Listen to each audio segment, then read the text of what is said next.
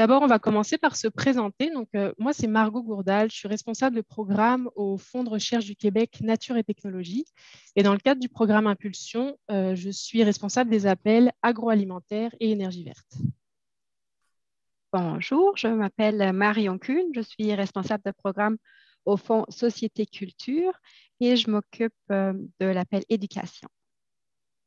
Bonjour, moi je suis Sandy Lalonde, je suis chargée de programme au Fonds Santé et je suis responsable de l'appel vieillissement.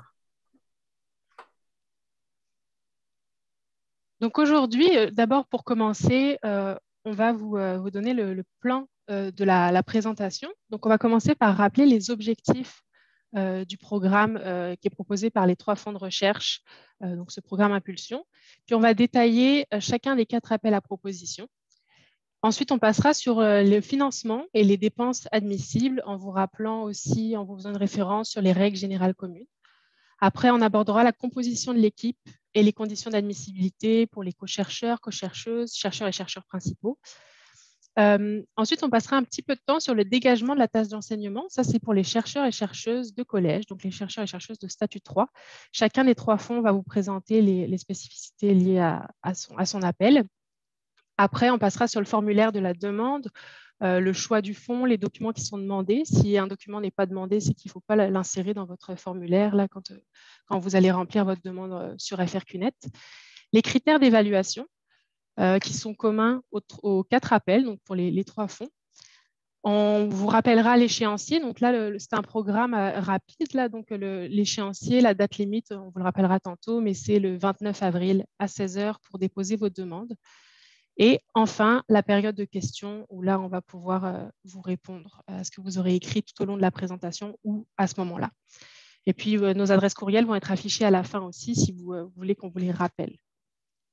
Donc, pour ce qui est des objectifs du programme Impulsion, c'est un programme qui a été lancé au mois de mars 2021 à l'initiative des 3 fonds de recherche du Québec, avec pour objectif principal la mise en place de conditions favorables et d'un environnement propice à la relance économique post-pandémique.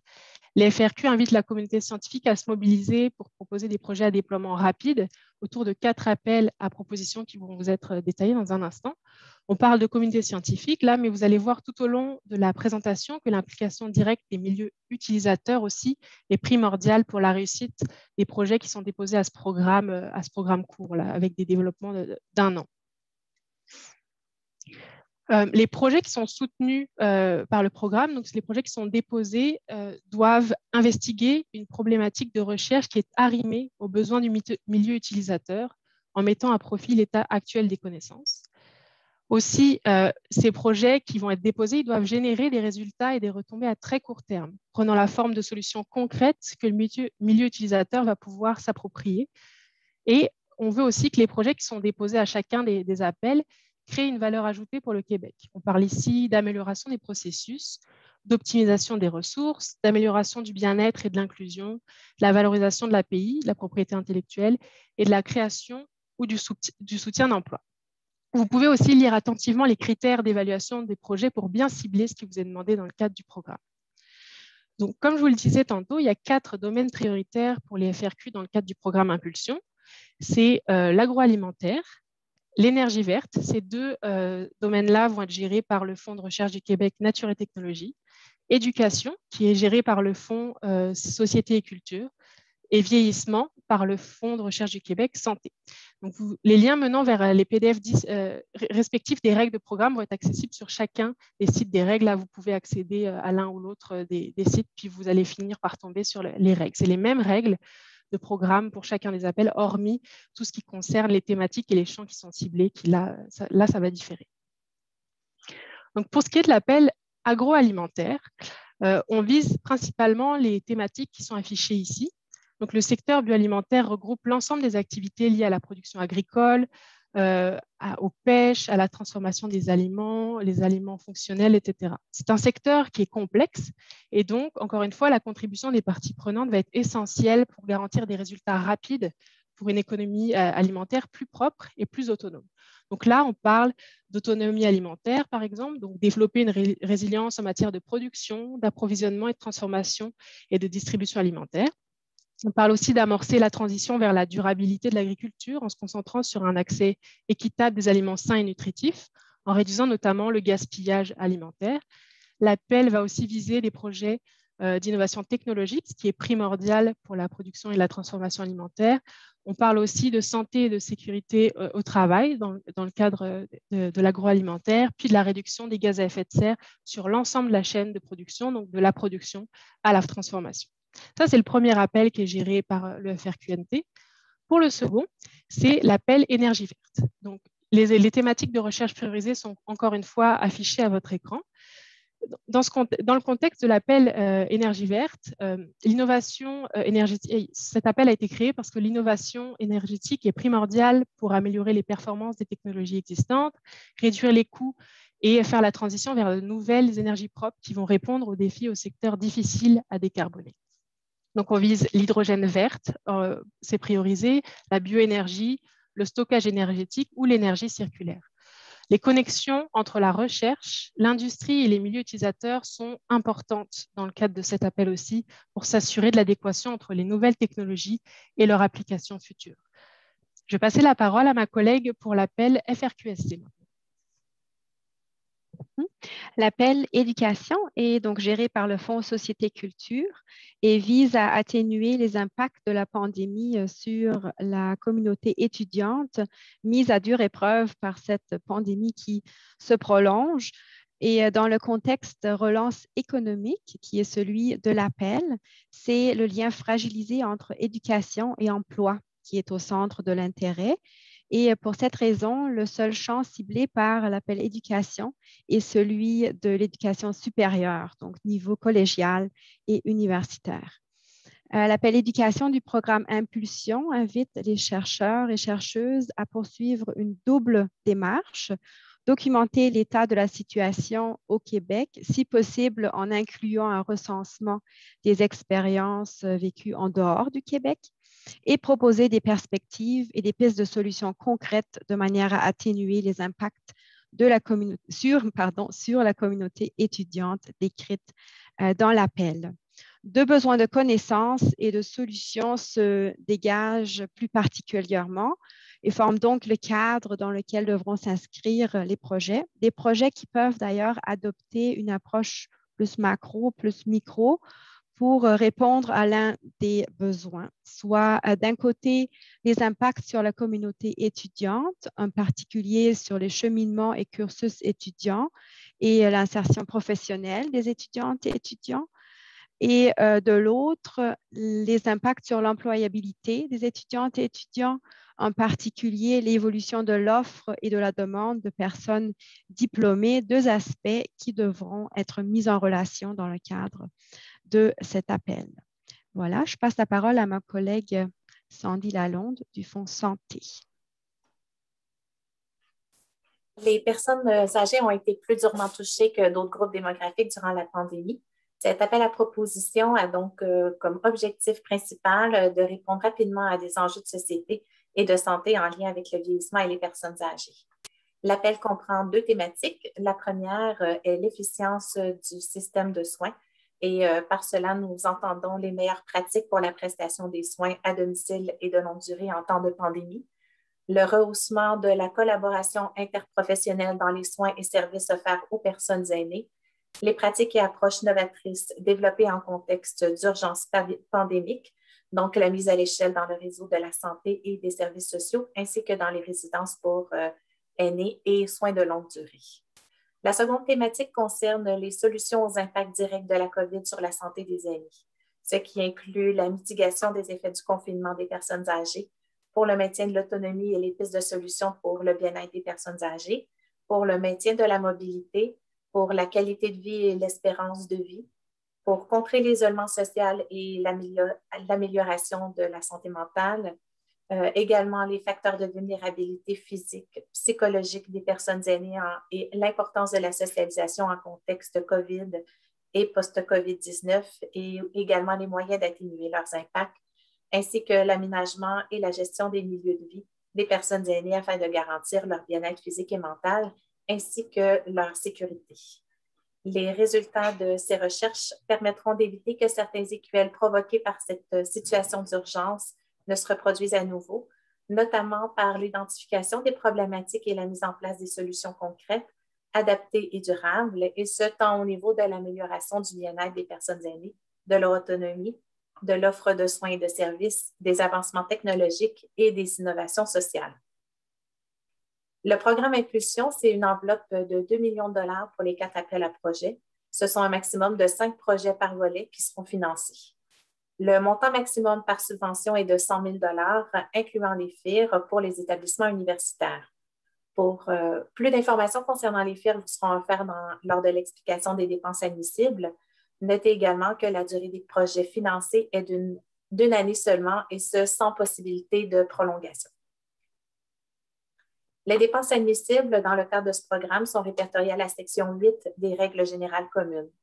Toute dépense n'apparaissant pas parmi la liste des dépenses admissibles contenues dans ces règles générales communes est considérée comme non admissible, à moins d'avoir été autorisée dans les règles de programme. Pour toute question sur l'admissibilité d'une dépense, les personnes titulaires d'un octroi doivent communiquer avec les services de subvention des bourses de leur établissement employeur ou encore avec la personne responsable du programme du fonds concerné. En plus des dépenses de la section 8 des règles générales communes, les FIR sont considérés comme une dépense admissible dans le cadre du programme Impulsion. La ventilation doit se faire comme suit. Donc, pour les chercheurs principaux de statut 1, donc les chercheurs universitaires, et de statut 2, les chercheurs universitaires cliniciens, vous devez tenir compte des FIR à un taux de 27 % de votre budget. Il est important de ne pas inclure les FIR dans la section du budget du formulaire électronique. C'est la raison pour laquelle le montant total devant apparaître dans la section budget est de 78 740. En incluant 21 260 $ de FIR, le montant total de la subvention sera donc de 100 000 $. Les FIR ne sont pas une dépense admissible pour les chercheurs et chercheuses principales de statut 3, les chercheurs de collège. Le montant maximum de la subvention est donc de 100 000 $. Nous souhaitons ici apporter une précision concernant le soutien salarial aux chercheurs et chercheuses de CCTT pour les fonds Nature et Technologie et les fonds Santé seulement. Il est possible d'ajouter dans la section budget un soutien salarial pour les chercheurs des CCTT n'ayant pas de tâches d'enseignement. Ils doivent également être membres de l'équipe. Donc, par cela, nous entendons chercheurs principaux ou encore co-chercheurs. Pour les fonds Société Culture, pour le soutien salarial n'est pas disponible. Cependant, des options vous seront expliquées un petit peu plus loin lors de la présentation. Notez également que pour les chercheurs de collège de statut 3 ayant une tâche d'enseignement, il y a un montant supplémentaire pour le dégagement qui vous est offert. Ce montant diffère selon les fonds et nous vous l'expliquerons plus en détail un peu plus loin dans le cadre de cette présentation également. L'équipe doit être composée d'un minimum de 3 personnes, soit d'un chercheur ou chercheuse principale et co-chercheuse ou co-chercheur de statut 1, 2 ou 3 selon les règles générales communes, ainsi que d'un co-chercheur ou co-chercheuse représentant un milieu utilisateur de statut 4A, 4B ou 4C des règles générales communes. 4A, c'est un chercheur d'un établissement gouvernemental reconnu par les FRQ. 4B est un chercheur de secteur gouvernemental ou privé. Et 4C, une personne des milieux de pratique. Pour connaître les critères d'admissibilité sur chacun de ces statuts, veuillez vous référer à la section Définition des règles générales communes. En plus de ces 3 personnes obligatoires, votre équipe peut être composée de co-chercheurs de statut 1, 2, 3, 4A, 4B, 4C ou 4D des règles générales communes, ainsi que de collaborateurs et collaboratrices. Il est à noter que c'est sans restriction de nombre. Il est important aussi de mentionner que les collaborateurs et les collaboratrices ne peuvent être en formation. Donc, s'ils ont le statut en formation, malheureusement, ils ne sont pas admissibles au titre de collaborateurs et collaboratrices. Le rôle et le statut en recherche de chacun des membres de l'équipe doivent être bien définis dans les documents soumis pour l'évaluation. Tous les membres de l'équipe doivent démontrer de manière adéquate qu'ils collaboreront activement au projet proposé et préciser leur niveau d'implication dans l'équipe. L'important l'implication des milieux utilisateurs doit également être précisée. Et enfin, il est important de mentionner que les fonds de recherche encouragent fortement la collaboration de chercheuses et chercheurs ayant des expertises dans différents secteurs de recherche. Donc, pour continuer sur les conditions d'admissibilité pour les membres de l'équipe, ici avec une petite précision pour les appels FRQNT, donc agroalimentaire et énergie verte. Dans le cadre de ces appels NT, le chercheur ou la chercheuse de collège, donc de statut 3, qui relève des secteurs nature et technologie, peut détenir soit un doctorat, soit une maîtrise, ou s'être vu reconnaître l'équivalence de l'un ou de l'autre de ses diplômes par une université québécoise. Cette personne doit aussi avoir l'autonomie professionnelle nécessaire pour diriger des projets de recherche et encadrer des étudiantes et des étudiants. Et aussi pour les appels pour le FRQNT, l'inclusion de chercheurs ou de chercheuses en début de carrière, donc on parle d'une entrée en poste depuis moins de 5 ans, donc soit le 1er janvier 2016. Donc l'inclusion de ces personnes-là dans des équipes va être considérée comme un atout.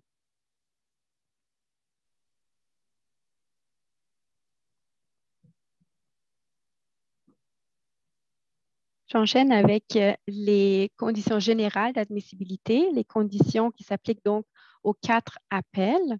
Une personne peut être chercheuse ou chercheur principal que pour une seule proposition à l'intérieur de ce programme, mais il n'y a pas de limite pour la participation à titre de co-chercheur ou co-chercheuse. Pour faciliter la vérification de l'admissibilité des demandes de financement et le travail du comité d'évaluation, on vous rappelle qu'il est bien important de définir le rôle et le statut de recherche de chaque membre de l'équipe. On va passer maintenant au dégagement de la tâche d'enseignement. Donc là, je vous fais une présentation pour les appels FRQNT et puis les autres appels vont suivre juste après. Donc, il est possible de demander un montant supplémentaire pour les chercheurs et chercheuses de collège de statut 3. Dans le cadre des appels à propositions pour le programme Impulsion. Ces personnes-là doivent être admissibles, membres de l'équipe, et donc chacune de ces personnes-là va pouvoir demander jusqu'à 10 000 $ au maximum. C'est un montant qui va être versé à l'établissement collégial si vous en faites la demande pour compenser la partie du salaire qui est vouée au dégagement de la tâche d'enseignement. Pour faire cette demande-là, dans votre formulaire avant le 29 avril, vous allez dans la section dégagement et vous remplissez, donc il y a une flèche verte qui vous montre où c'est dans le formulaire FRQNet et vous allez remplir une section qui va vous demander déjà d'indiquer l'ensemble, le montant total du ou des dégagements que vous demandez. Et puis ensuite, on vous demande de justifier en une page. Donc, il faut ajouter un fichier PDF d'une page pour justifier ce montant supplémentaire que vous devez demander. Comme c'est un appel pour le FRQNT, on vous demande de respecter les normes de présentation des documents pour le FRQNT. Ça, c'est dans la boîte à outils des règles du programme. Vous avez accès à ces normes de présentation. Donc, il faut faire la demande si vous voulez qu'il y ait un dégagement de la tâche d'enseignement. Et après, au moment de l'octroi, donc si vous avez un octroi, on va vous demander d'accepter ce dégagement, mais ça va venir plus tard. Pour ce qu'il faut savoir pour tout de suite, c'est que c'est à cet endroit-là que vous demandez du dégagement et pas dans le budget. C'est vraiment à l'onglet dégagement pour le FRQNT. Donc, pour le fonds santé, c'est exactement le même processus que pour le fonds nature technologie. Cependant, veuillez noter que le montant maximum disponible est de 40 000 $. Donc, comme vous le voyez, vous pourrez également demander votre dégagement dans votre formulaire et vous devez également joindre un justificatif. Par la suite, pour les personnes financées, l'information sera disponible dans la section « Gérer mon financement ». Et donc, comme évoqué plus tôt, contrairement aux autres fonds, au fonds Société Culture, les montants supplémentaires pour les chercheuses et chercheurs de collège ne font pas du tout partie du budget. Donc, l'option soutien salarial, dont il était question il y a quelques minutes, ne s'applique pas ici. Les montants supplémentaires pour les chercheurs et chercheuses de collège avec ou sans tâche d'enseignement sont à indiquer uniquement dans la section dégagement collège. Donc là, vous voyez la flèche du formulaire, accompagné d'autres informations, notamment d'un justificatif. Et ces montants supplémentaires sont financés dans le cadre du programme d'égagement d'enseignement pour la recherche au collégial. C'est un programme qui comporte 2 volets de financement, le dégagement de tâches d'enseignement et le supplément statutaire. Il s'adresse donc aux chercheurs et chercheuses répondant au statut 3, donc chercheurs, chercheuses de collège, avec et sans tâches d'enseignement. Pour le reste, ça fonctionne comme aux autres fonds. C'est donc seulement au moment de l'octroi qu'un second formulaire, celui donc du programme d'égagement d'enseignement pour la recherche collégiale, va être disponible dans le portfolio des chercheurs et chercheuses de collège qui sont nommés dans la demande soumise et cela inclut aussi le chercheur ou la chercheuse principale, le cas échéant. J'enchaîne avec les informations générales sur le formulaire. Nous vous rappelons qu'il est essentiel de remplir le formulaire du fonds gestionnaire de l'appel. En cas d'erreur, les fonds ne procéderont à aucun transfert d'un appel à proposition vers un autre et la demande sera déclarée non admissible. Pour trouver le bon formulaire, une fois connecté au portfolio électronique, nous vous invitons à choisir le fonds gestionnaire de l'appel ciblé, vous voyez l'aperçu ici, et à chercher le formulaire de l'appel visé dans la section concours disponible. Et au FRQNT, il y a bien sûr 2 formulaires à choisir. Voilà. Le formulaire doit être accompagné de plusieurs autres documents. Voici une capture d'écran de la section pièces requises des règles de programme. Vous voyez que 3 des sections du formulaire demandent des pièces jointes. D'abord, la description du projet sur un maximum de 6 pages. On recommande d'ailleurs de structurer cette description selon l'ordre des critères et sous-critères d'évaluation, ou du moins de les adresser très clairement pour faciliter le travail des membres du comité d'évaluation. Pour les demandes présentées au FRQNT, il y a des normes de présentation pour cette pièce jointe, donc pour la description. Vous les trouverez dans la boîte à outils des appels gérés par le Fonds Nature Technologie. Ensuite, à la section budget, il faut joindre une justification des dépenses prévues, un maximum de 2 pages. Et dans la section autres documents, le cas échéant, une lettre de l'établissement pour un chercheur clinicien ou une chercheuse clinicienne. En ce qui concerne les types et l'endroit des CV à joindre, nous avons préparé un tableau. Donc, les chercheurs et chercheuses répondant au statut 1, 2 ou 3 devront fournir un CV commun canadien dans le format du fonds gestionnaire et vous trouverez dans la boîte à outils un document qui explique comment préparer un CV commun canadien pour les FRQ. Si vous devez procéder à un changement de fonds, par exemple, si vous avez déjà un CV commun canadien au format FRQ-NT, mais que vous voulez soumettre une demande à l'appel vieillissement, donc au fonds santé, il faut prévoir au moins 24 heures pour que la modification du CV commun canadien soit effective. Si vous avez déjà un CV dans le bon format, il faut veiller à ce qu'il ait été actualisé dans les 12 mois précédant la date limite du concours.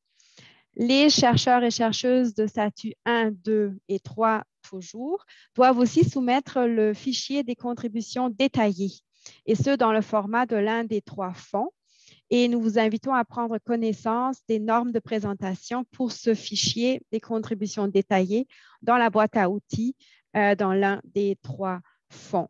Pour ensuite les chercheurs et chercheuses répondant au statut 4A, donc les chercheurs et chercheuses d'un établissement gouvernemental reconnu par les fonds de recherche du Québec, on demande exactement les mêmes documents, mais il faut les envoyer en format PDF au chercheur ou à la chercheuse principale, qui lui ou elle joindra un fichier unique contenant tous les CCV et les fichiers de contribution détaillés des co-chercheurs et co-chercheuses de statut 4A à sa demande, et ce, à la section « Autres documents ». Pour les chercheurs et chercheuses répondant au statut 4B, C ou D, selon les règles générales communes, on demande seulement un CV abrégé. Vous trouverez un gabarit pour ce CV abrégé dans la boîte à outils et le CV abrégé devra ensuite être envoyé au chercheur ou à la chercheuse principale qui joindra encore une fois un fichier unique contenant tous les CV abrégés des co-chercheurs ou co-chercheuses de statut 4B, C ou D à la section « Autres documents » de sa demande. Voilà. Tous les co-chercheurs et co-chercheuses doivent consentir à participer au projet via leur compte FRQNet et nous vous invitons à consulter le fichier création de compte FRQNet et procédures à suivre pour les co-chercheurs et co-chercheuses dans la boîte à outils des appels respectifs. Ce consentement doit être donné avant la date limite de l'établissement gestionnaire, sinon le formulaire ne pourra pas être transmis. Et la procédure pour donner le consentement est la suivante. Une fois inscrit dans le formulaire par le chercheur principal ou la chercheuse principale, les co-chercheurs et co-chercheuses recevront un courriel qui les invite à aller dans leur portfolio, section en tant que co-chercheur ou co-chercheuse, et de cliquer sur « Consentir », ici surligné en jaune sur la capture d'écran. Le chercheur ou la chercheuse principale, de son côté, peut vérifier dans son portfolio si les autres membres de l'équipe ont vraiment donné leur consentement. Ici aussi, nous vous référons aux instructions dans la boîte à outils. Tous les projets admissibles seront ensuite évalués à l'aune des 3 critères et de tous les sous-critères détaillés à la section 4 des règles de programme, dont vous voyez ici une capture d'écran. Vous voyez que le 3e critère, donc les retombées à court terme, vaut 50%, donc la moitié des points. Conformément aux objectifs du programme, le poids est vraiment mis sur les résultats, la contribution concrète et la valeur ajoutée créée à très court terme. Et c'est pourquoi les membres du comité d'évaluation porteront une attention particulière à la pertinence des projets soumis en lien avec les objectifs thématiques respectifs, donc les 4 appels, et à leur retombée à très court terme. Pour terminer déjà, nous sommes pas mal rapides. Voici les dates importantes à retenir. Nous vous rappelons que la transmission de la demande de financement est un processus à 2 étapes. Il faut d'abord transmettre le formulaire rempli à l'établissement et ensuite, l'établissement vérifie la demande et la transmettra au FRQ. Nous vous invitons donc à vous renseigner sur la date limite fixée à l'interne par l'établissement gestionnaire. La date limite pour la transmission du formulaire et des documents requis au Fonds de recherche du Québec est le 29 avril 2021 à 16 h. Et nous vous rappelons, nous vous avertissons qu'aucune demande reçue après 16 h ce jour-là ne pourra être acceptée. Pour ce qui est des résultats du concours, ils seront annoncés au cours du mois de juillet 2021. Et voilà, ça fait le tour déjà de notre présentation. Merci beaucoup pour votre attention. Je vois qu'il y a déjà plusieurs questions qui ont été posées. Nous passerons maintenant à la période de questions. Et comme annoncé au début, nous vous invitons donc à utiliser la section questions et recherches, comme ça a déjà été fait. Et je rappelle que nous ne pourrons pas répondre aux questions sur un projet spécifique. Si vous avez des questions concernant un projet de recherche en particulier, nous vous invitons à écrire à la responsable de programme selon l'appel choisi pour le dépôt de votre demande.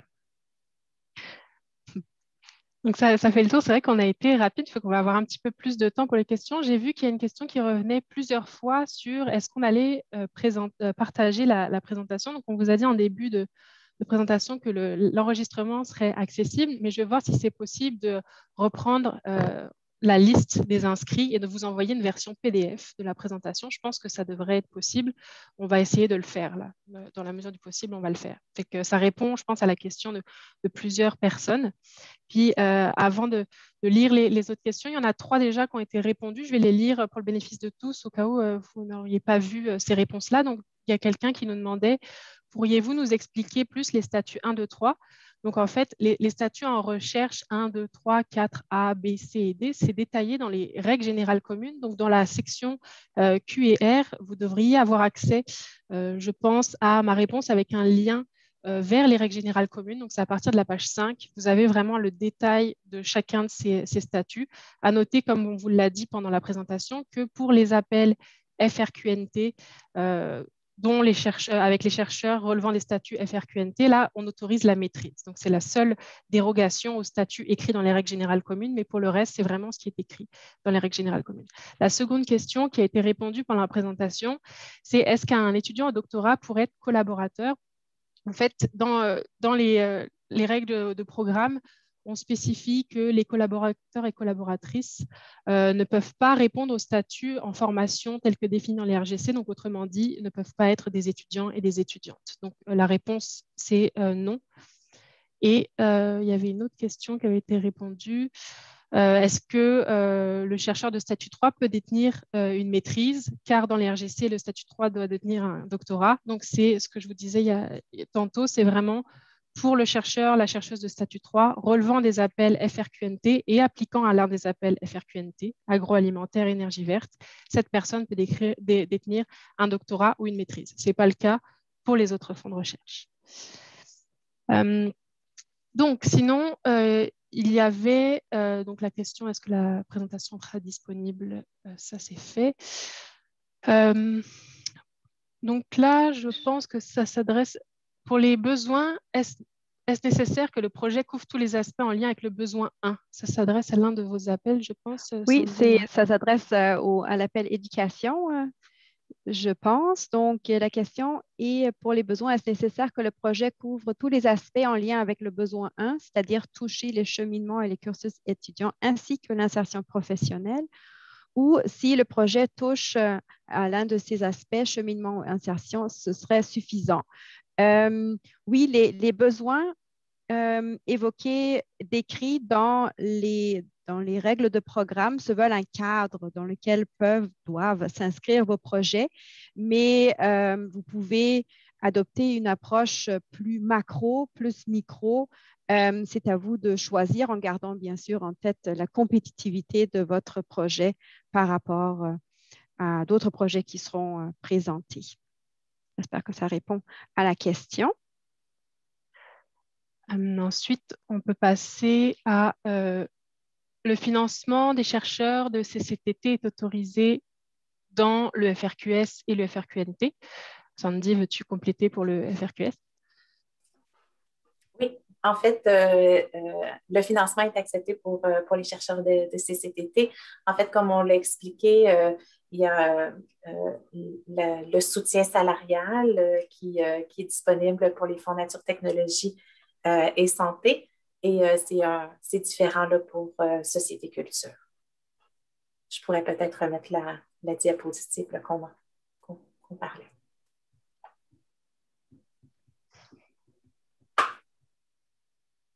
Ensuite, est-ce que les membres de l'équipe doivent tous être au Québec? Est-ce qu'un co-chercheur peut être dans une autre province? C'est que là, ça fait référence vraiment aux règles générales communes, à la définition des statuts.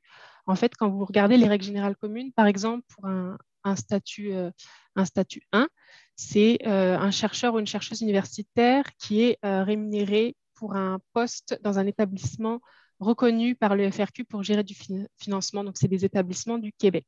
Donc, je vous invite vraiment à relire les règles générales communes pour pour répondre à cette question-là. Si vous avez besoin de plus de précision, là, peut-être, je vous invite à écrire à la personne responsable du programme qui va pouvoir peut-être vous apporter une réponse plus spécifique. Mais les co-chercheurs, c'est ça, Sandy vous remonte les co-chercheurs et co-chercheuses. L'admissibilité, c'est ce qui est écrit là sur cette slide-là.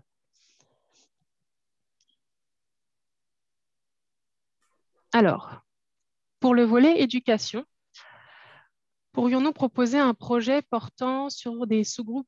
Ça, c'est peut-être un petit peu trop spécifique, hein, je pense, cette question. C'est une question à 9h58, Marion. C'est peut-être... Oui, je vous inviterai peut-être à m'écrire pour que je puisse vous répondre plus en détail sur votre projet spécifiquement ici.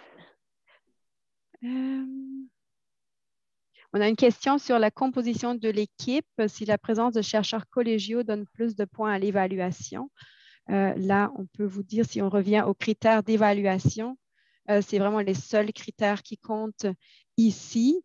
Donc, ce qui va être pour le critère équipe, ce qui va être important, c'est vraiment les compétences de l'équipe et l'intégration de la relève étudiante.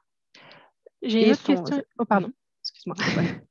Ouais, quelle est la date limite de l'établissement gestionnaire? Donc ça, c'est ce que tout à l'heure, Marion, tu montrais là, si tu veux repasser cette slide-là, peut-être, Sandy, mais c'est vraiment, ça dépend de votre établissement gestionnaire, c'est fixé par votre établissement gestionnaire. Donc là, il faut communiquer avec les gens qui s'occupent là de nous envoyer. C'est eux qui nous transmettent les formulaires, mais ça, ce n'est pas les FRQ qui gèrent cette date. Je vois une question qui s'adresse aussi à FRQSC pour les lignes directrices. J'imagine que c'est des normes de présentation qui sont abordées ici. Nous, on recommande d'appliquer les normes de présentation du fichier des contributions détaillées, dont vous trouvez le gabarit dans la boîte à outils, mais ce n'est pas un critère d'admissibilité, hein. Veillez à ce que ça soit lisible pour les évaluateurs, les évaluatrices, mais non, nous n'avons pas de normes de présentation très précises. Voilà. Je pourrais ajouter que c'est également le cas là, pour le Fonds santé.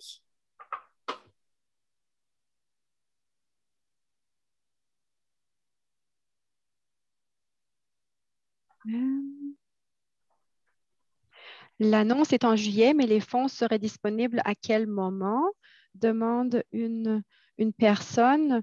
Vous avez normalement 4 semaines pour accepter le financement en cas d'un octroi. Donc, à vous de calculer ce que ça vous donne comme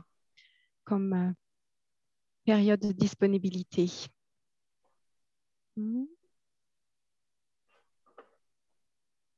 Il n'y a pas encore de date précise, si c'était ça la question sous-entendue. Je vois que quelqu'un demande qu'en est-il de la propriété intellectuelle. En fait, je vais vous référer aux règles de programme à la section 8. Vous avez vraiment un détail là c'est adressé dans les règles de programme. Je ne vais pas vous lire l'ensemble du paragraphe, mais c'est à la section 8. Moi, je vois que c'est à la page 8 pour les appels FRQNT. Ça doit être la même page pour les autres appels. J'enchaîne peut-être avec la question qui est notre contact pour soumettre le formulaire à l'établissement. J'imagine que c'est une question de la part d'un chercheur ou d'une chercheuse. On vous réfère à votre bureau de la recherche de votre établissement pour trouver la personne qui s'en occupe. Aussi, quand on parlait tout à l'heure de transmission à l'établissement gestionnaire, puis de transmission FRQ, en tant que chercheur ou chercheuse principale, dans votre portfolio FRQNet, vous allez avoir accès au statut ou à l'état de votre demande. Donc, vous allez voir lorsqu'elle est transmise à l'établissement gestionnaire et vous allez pouvoir suivre si ensuite l'établissement gestionnaire nous a transmis la demande. C'est toujours mieux, et on vous le conseille à chaque fois, de ne pas faire ça le 29 avril à 15 h. Là, vraiment, prenez un petit peu de temps au cas où l'établissement gestionnaire vous reviendrait avec une question pour que vous ayez vraiment le temps de déposer votre demande à temps.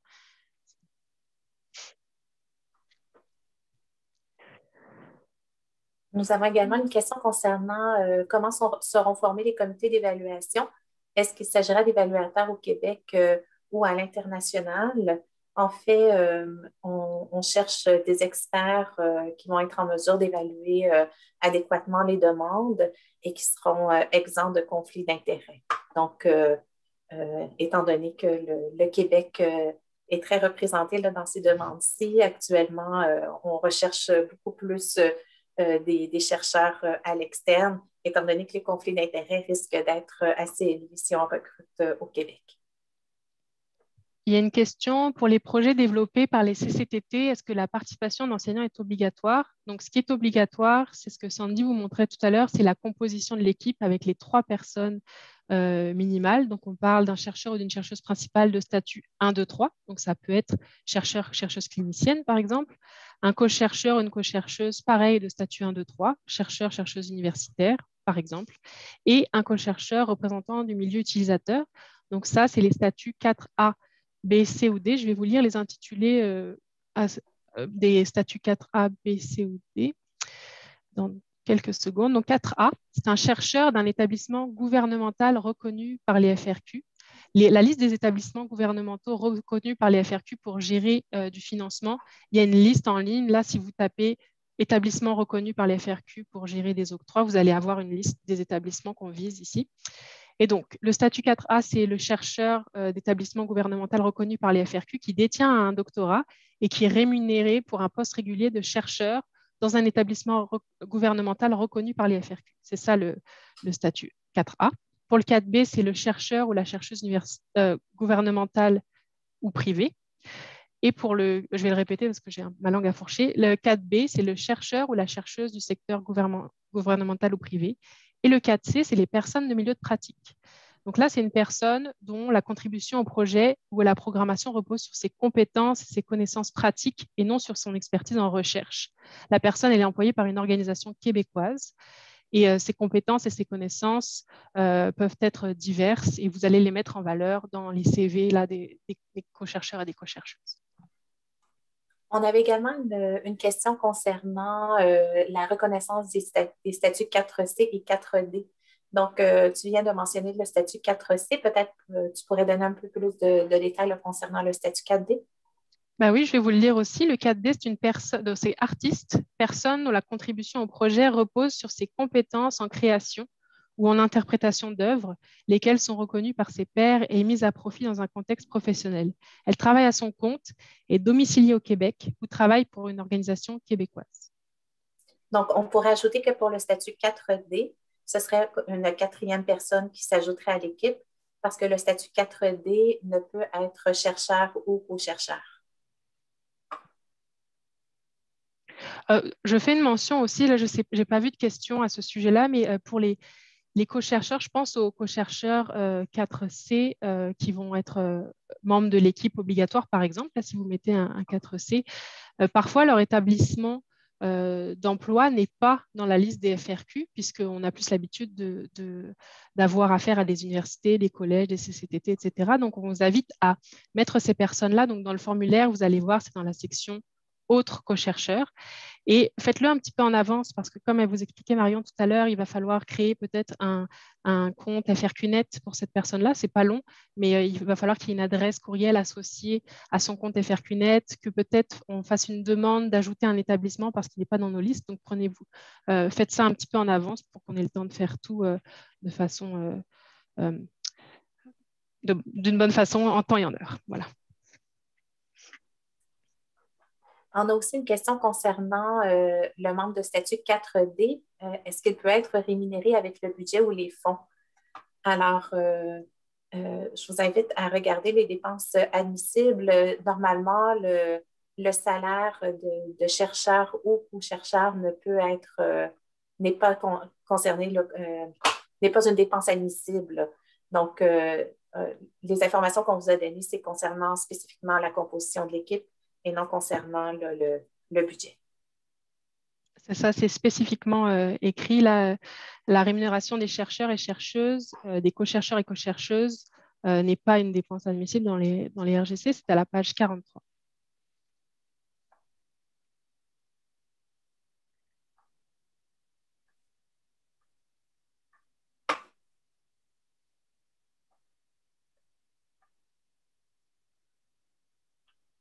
Est-ce que la lettre de la direction est obligatoire? Donc, il faut retourner dans les documents demandés.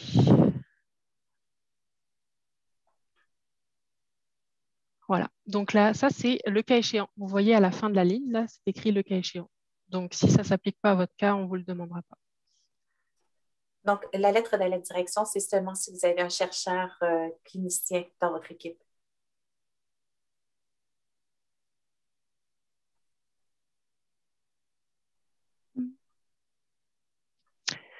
Est-ce qu'un projet multidisciplinaire impliquant 2 fonds, 2 volets, par exemple agroalimentaire et vieillissement, doit être soumis différemment?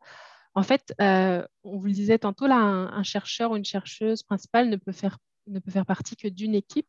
Donc, il va falloir choisir à quel appel vous répondez avec votre demande. Vous ne pouvez pas déposer 2 demandes en parallèle. Ça, vous n'allez pas pouvoir ouvrir 2 formulaires.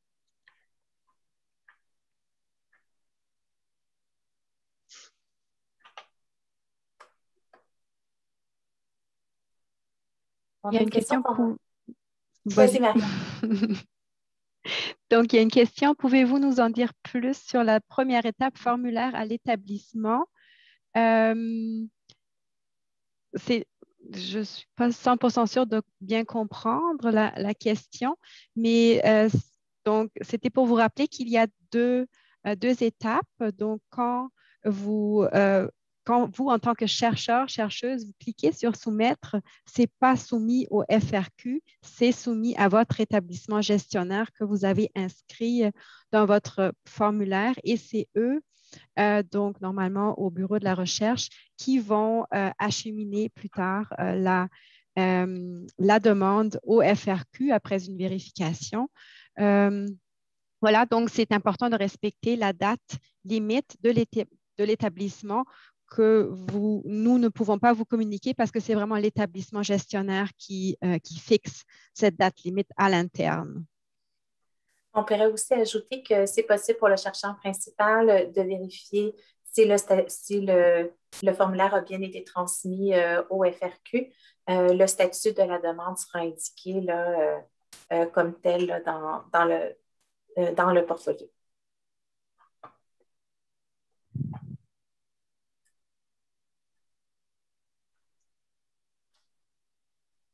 Après... On a une question, est-ce qu'un collaborateur peut être rémunéré dépenses admissibles? En fait, il y a certaines dépenses admissibles possibles, comme consultant, par exemple, mais il faut vraiment bien lire les règles générales communes pour voir toutes les spécificités là, de chacune des possibilités. Et en cas de doute, là, nous vous invitons à nous envoyer une question beaucoup plus précise. Pouvons-nous joindre des lettres d'appui des collaborateurs ou des contributeurs financiers? En fait, seuls les documents qui sont demandés là, que vous voyez à votre écran, vont être pris en compte et transférés aux évaluateurs et évaluatrices pour l'évaluation. Donc, ne nous joignez pas des lettres d'appui, ce n'est pas demandé dans le cadre de ces appels-là.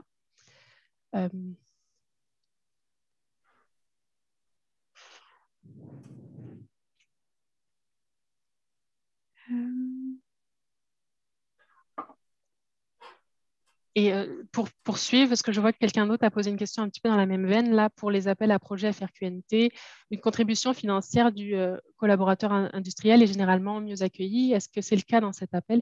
Donc, c'est ça, on ne vous demande pas, ce n'est pas une condition d'admissibilité d'avoir une contribution financière d'un milieu preneur ou d'un collaborateur industriel, et vous ne pouvez pas mettre de lettres d'appui dans les documents qui vont être fournis aux évaluateurs et aux évaluatrices. Si vous avez une autre source de financement complémentaire à votre projet, vous avez dans la section autres sources de financement un endroit où vous pouvez mettre d'autres sources de financement. Attention, les doubles financements ne sont pas autorisés, donc il va falloir vraiment justifier ce financement et nous expliquer là si vous souhaitez le mettre en valeur, mais vous avez une section dans le formulaire autres sources de financement qui peut être ajoutée.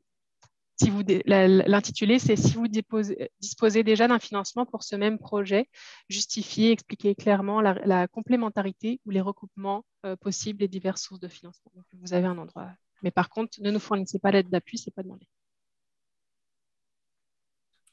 On a une question concernant les attentes au niveau des retombées à court terme. Donc, je vais mettre la...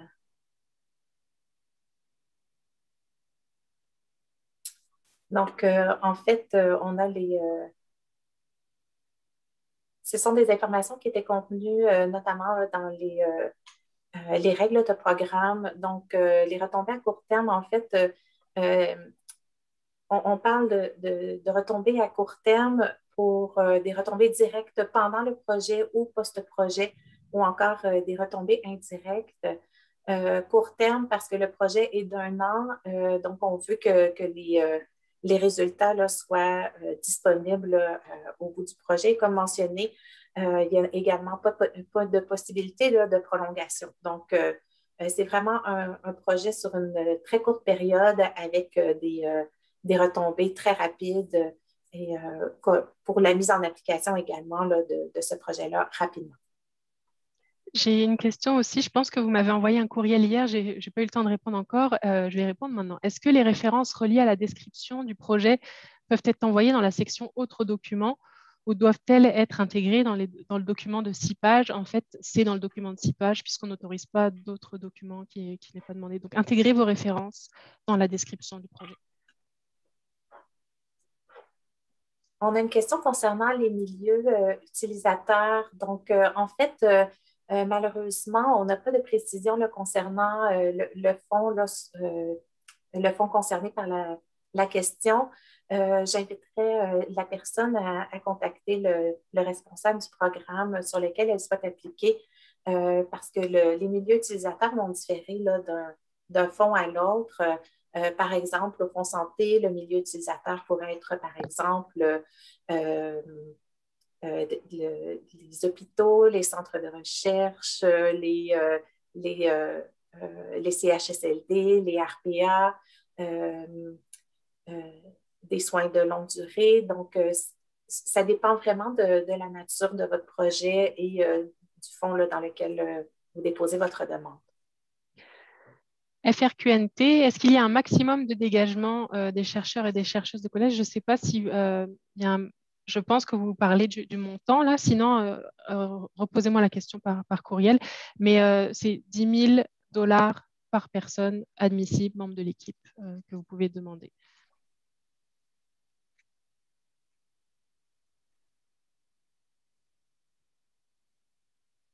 Je vois qu'une question est revenue sur le volet éducation. Je m'excuse si je n'ai pas bien répondu. Ce que je voulais dire en fait, je répète la question par rapport aux besoins. Est-ce que c'est nécessaire de couvrir tous les points du besoin 1, par exemple, en éducation? Je sais qu'on a posé beaucoup de questions dans cet appel et vous n'êtes pas obligé de répondre à toutes ces questions. Donc, non, ce n'est pas nécessaire de couvrir vraiment tous les aspects en long et en large. Voilà, donc vous pouvez bien sûr adopter donc une approche plus comparative, macro, comme c'est suggéré aussi, mais comme ça se veut plutôt un cadre, non, vous n'êtes pas obligé voilà, de répondre à tous les points. Il y a une question J'espère que là, ça répond. Excuse-moi. Il y a une question sur comment intégrer les étudiants. Vous voyez là, le deuxième critère d'évaluation, c'est intégration de la relève, incluant les postdoctorants, les postdoctorantes.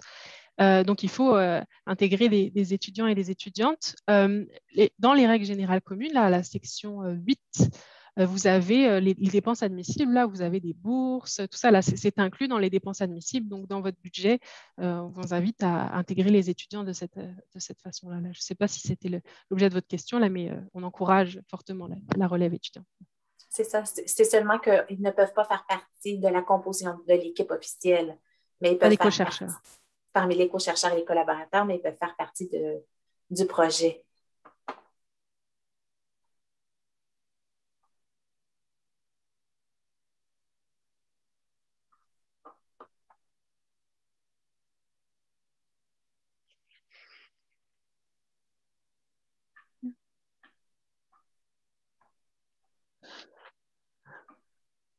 On a une question concernant l'achat d'équipement. Est-ce que c'est une dépense admissible?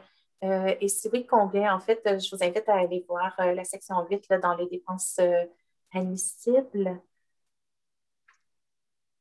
Puis, est-ce que la personne, l'utilisateur, doit avoir son établissement au Québec? C'est ça, c'est la personne, je pense. Donc là, vous parlez, l'utilisateur doit avoir son établissement au Québec. Donc, c'est la troisième personne de l'équipe. Là, donc, c'est les statuts 4A, B et C. Donc, on parle d'établissement au Québec pour les 4A, 4B, puis pour les 4C, c'est employé par une organisation québécoise. Organisation québécoise, c'est défini dans les RGC. Je peux peut-être faire une recherche rapide pour vous retrouver maintenant la définition de l'organisation québécoise. C'est en début des RGC.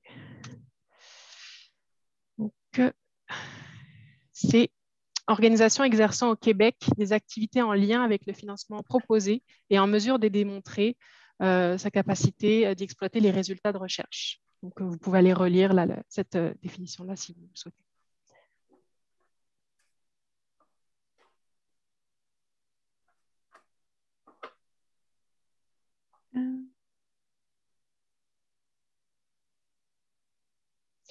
Est-ce qu'un co-chercheur de statut 4C doit aller créer son compte sur le portfolio FRQNet? Oui, pour faire partie de l'équipe, en fait, cette personne va devoir consentir.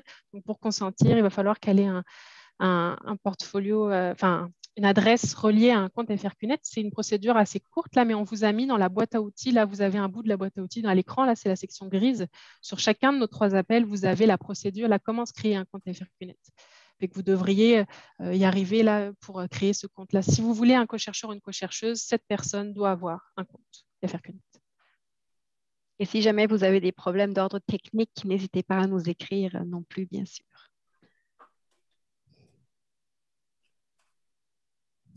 On a une question concernant le versement des fonds à l'établissement gestionnaire. Donc, est-ce que les fonds sont versés à un seul établissement qui verse ensuite aux établissements partenaires? Donc, effectivement, c'est la façon de fonctionner. C'est l'établissement gestionnaire que vous allez identifier lorsque vous allez accepter l'octroi recevra le financement et il vous sera possible par la suite de faire un transfert interétablissement vers les co-chercheurs qui sont dans des établissements gestionnaires admissibles là, par les FRQ. Sauf pour le dégagement, là, comme on le mentionnait tout à l'heure, qui là, c'est versé directement à l'établissement collégial. C'est l'exception.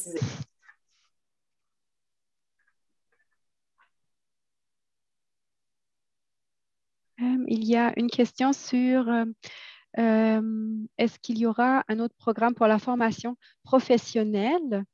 Je peux très franchement pas encore vous dire. Ici, pour Impulsion, il s'agit d'un projet pilote monté à déploiement rapide, donc monté assez rapidement.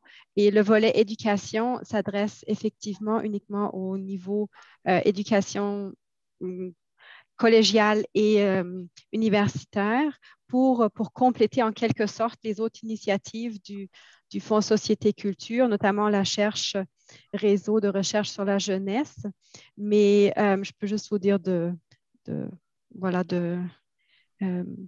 rester à l'affût d'autres initiatives qui seront peut-être mises en vigueur. Il y a des questions par rapport à les FIR là. Est-ce qu'on peut revenir à la diapositive 13 peut-être pour réexpliquer pour que ce soit bien clair? Donc, si le chercheur ou la chercheuse principale a un statut 3, donc chercheur ou chercheuse de collège, le montant maximum de votre subvention, c'est 100 000 $. Et les établissements collégiaux, il n'y a pas de FIR pour ces établissements collégiaux-là. Si vous êtes un chercheur ou une chercheuse de statut 1 ou 2, le montant maximum de votre subvention, ça va être 78 740 et vous allez avoir le droit à 27% de FIR, donc 21 260 $. Donc, je ne sais pas si ça répond à votre question. Là, si ce n'est pas clair, cette explication, peut-être nous revenir là, à la personne qui est ciblée par l'appel par question pour qu'on vous explique bien. Mais il n'y a pas de FIR pour les établissements collégiaux et la subvention est de 100 000. Il y a des FIR pour les établissements universitaires, les chercheurs cliniciens et cliniciennes universitaires. Et là, le montant de la subvention est de 78 740. Je remarque qu'il est déjà 10h30. On a encore plusieurs questions qui ont été non répondues.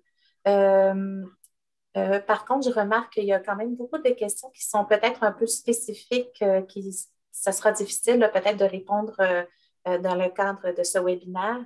Ce qu'on peut peut-être vous rappeler avant de mettre fin à la présentation, c'est que le webinaire sera disponible sur les pages respectives des appels à projets de chacun des fonds. Donc, dans les jours à venir, là, elle sera disponible et on essaiera également de vous transmettre la présentation là, à toute la liste des participants.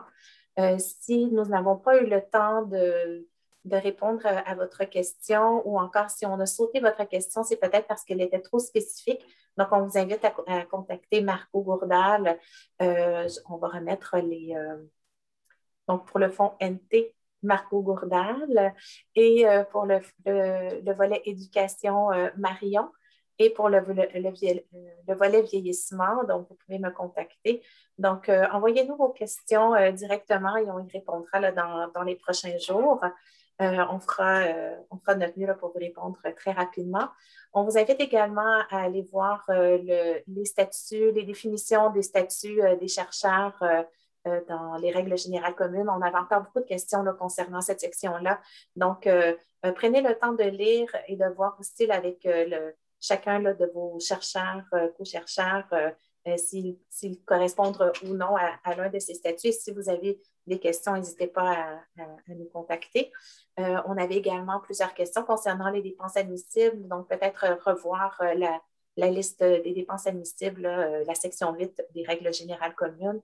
Et encore là, si vous avez des questions, vous pouvez nous contacter directement, ça nous fera un plaisir de vous répondre. Merci à tous d'avoir été là. Merci beaucoup. Oui, merci beaucoup. Bonne journée. Bonne fin de journée.